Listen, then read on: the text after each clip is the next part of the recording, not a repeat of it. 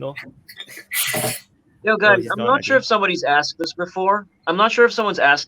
But a lot of commentators in the war use Oryx to keep the website. Is it a website or whatever? Oryx to keep tabs on vulnerabilities. How credible is Oryx? If so, I've never even heard of them. I've never even heard of that.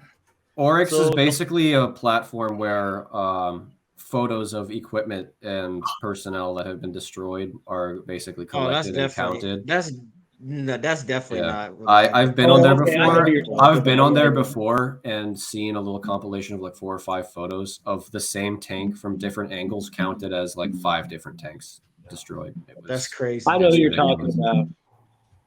That's funny. Yeah, see, that's one thing. Now I know what you're talking about. It's like the tank's taken from different angles, and then it's rusted, then it's burned, then it's, like there was one of the best ones I ever saw like that was early in the war. There was like 3 of those Russian MRAMs, and they got knocked out.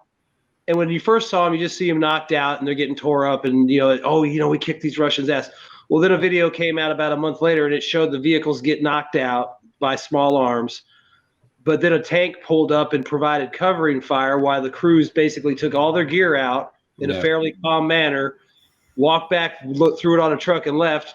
Well, then the next video was the Ukrainians and the vehicles were burning, from the inside. And then another video a few weeks later was this convoy destroyed, but now they're rusted out because they were burned. And that's the kind of, like Oryx does a lot of shit like that where they'll just keep showing the same damn thing. And this is, according to them, a whole company of MRAMs got wiped out. Yeah. Now, actually, someone in the chat says that Oryx takes down doubles. Fundamentally, I would like to disagree with that. I've used it quite a bit. Even if they do, they probably can't take down doubles. Yeah, they can't keep up. Yeah. So they can't. They're not even close. To me, it's simple. Everything that you see online about the war is because someone wants you to see it. Yeah. There is no such thing as you are seeing something that people don't want you to see it. Every single post, video, photos are because either the pro-Russian side or the pro-Ukrainian side or the Russian forces, Ukraine forces, or the mercenaries or the neo-Nazis, whatever, want you to see it. Even the stupid videos of the neo-Nazis where they do the killings and then they throw them into the dirt, they wanted to show off. They posted because they want to show off. They want to show the world or show someone so they put it online because they want you to see it. Yeah, that was dumb though. That dumping the bodies in that hole, that was, oh man. No different than ISIS. I mean, ISIS kept doing that, and Nusra kept doing that. Like all these they acted in the exact same way. They would film and they're like, hey, get this on film, and shoot the guy right in the head, right, and then.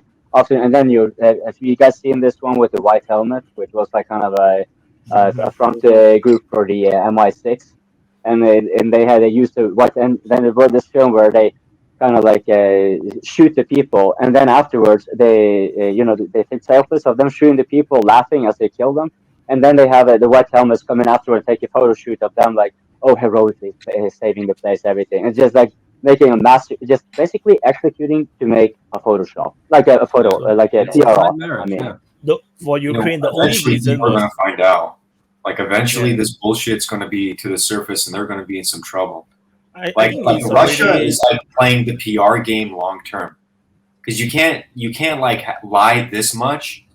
Like maybe in the short term you can get away with it, but eventually this shit's going to be unraveled.